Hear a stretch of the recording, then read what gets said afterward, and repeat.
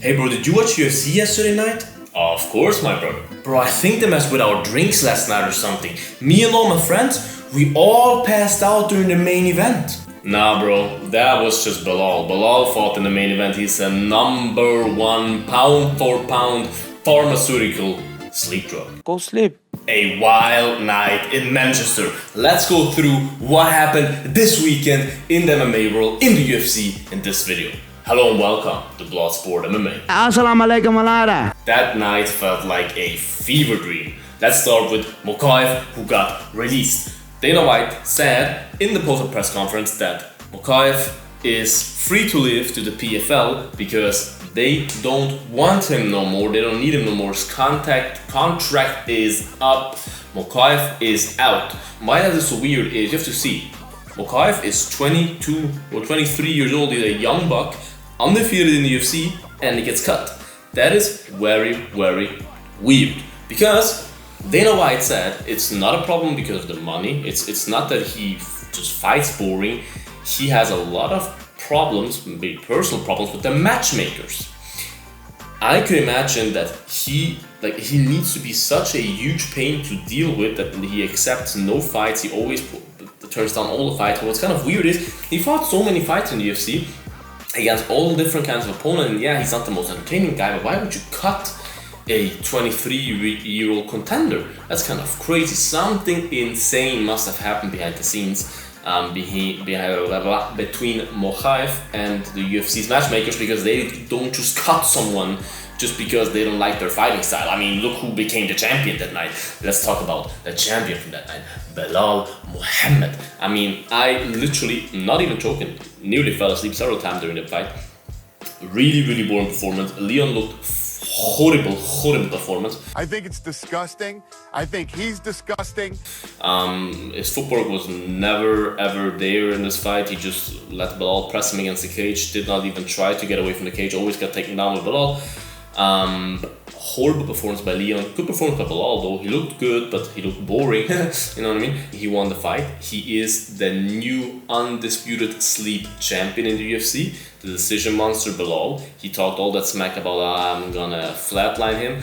Did not happen. But anyways, Belal is the new undisputed UFC welterweight champion. Now, I was not the only one that didn't like that. Dana White, when he wrapped the belt around Belal, he wrapped the belt around Belal, and you can see, normally Dana wraps the belt around someone and taps on their back and whatever, this and that, congrats their coaches. Dana looked so pissed when he had the belt in his hand, he was like, and then he wrapped it around him and immediately, dipped. Now tap on the shoulder. Look at that. He always taps the guys on the shoulder that he likes. He did not like that Belal won. He was pissed as well in the post-fight press conference because of it. Everything got on his nerves. Even when they asked him for Pereira against Aspinall, he was like, that's just stupid at this point.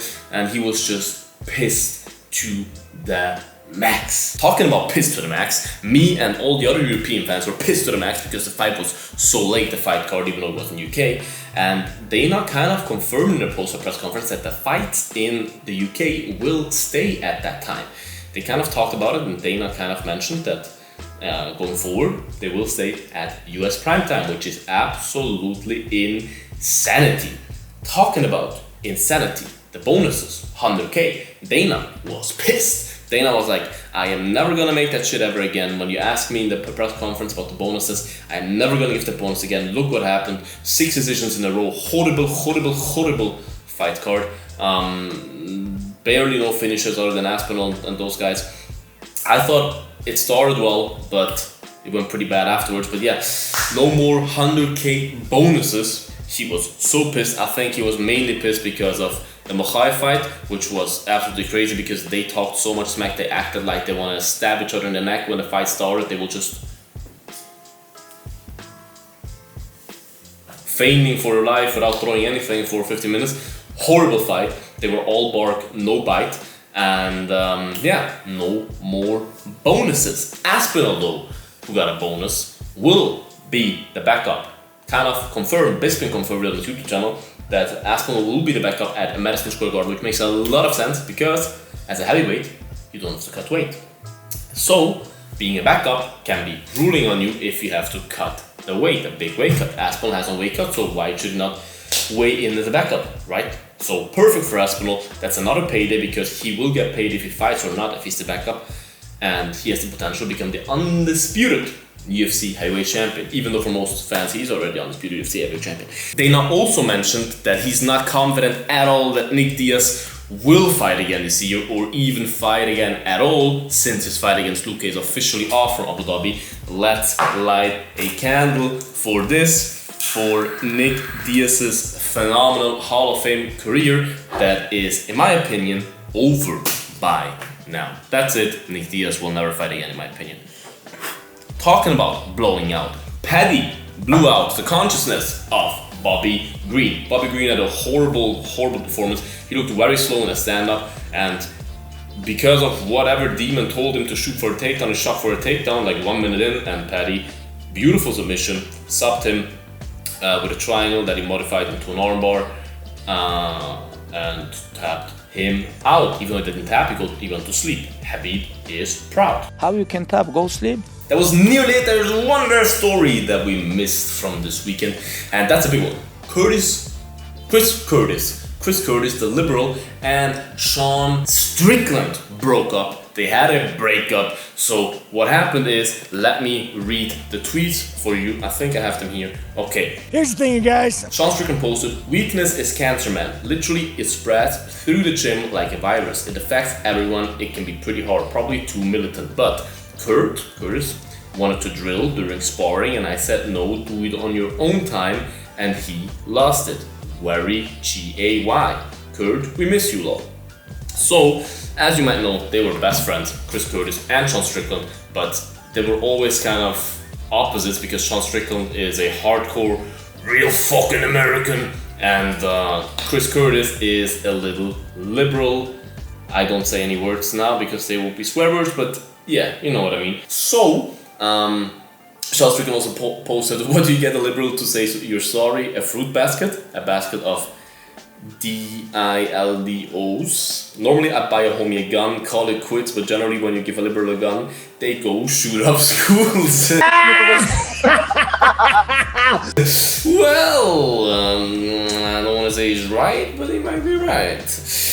Dog on Twitter, really? Yeah, Chris Curtis blocked him on Twitter, and Chris Curtis came out with his own statement and said, he deleted his first post, but the second post was, "But I don't believe going to Twitter with personal business is the correct step forward, and out of respect I did not go into details and air the laundry in the public forum. I'm glad you all support him and want to help him, but please respect my decision to distance myself from his current irritation. People grow up and grow apart, paths diverge."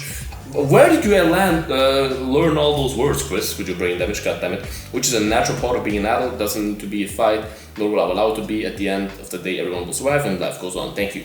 I heard that Chris Curtis leaves the gym now of Extreme Couture, which is kind of a big deal because Chris Curtis has been in Extreme Couture forever now. He's a part of the family there, and him leaving the gym is a big deal. I mean, there's Syndicate MMA in Vegas as well. That's a very big gym, but yeah, it's. I'm really wondering where he goes now and what's gonna happen after everyone will get back together. Because as far as I know, they're also neighbors, or they were neighbors once at least. And they had a podcast together, so they were really best friends. But I always felt like Chris Curtis is not that honest of a friend to Strickland, and hate me in the comments, but just watch the reaction video when Chris Curtis had a live reaction because he did a watch along for the fight of Sean Strickland against Israel Adesanya, and everyone that loves Strickland was going crazy, and Chris Curtis kind of looked like he was kind of mad at Strickland, but he looked kind of jealous in the way. It was just weird. I always felt like, I don't know, I don't trust that relationship too much. But anyways, that was it with the MMA news for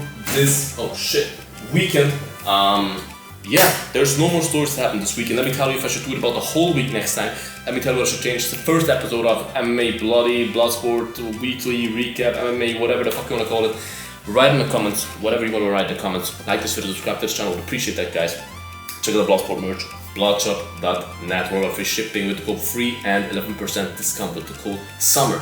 Check it out, you guys. Stay bloody. Until the next one. Bye-bye. Bloodsport out.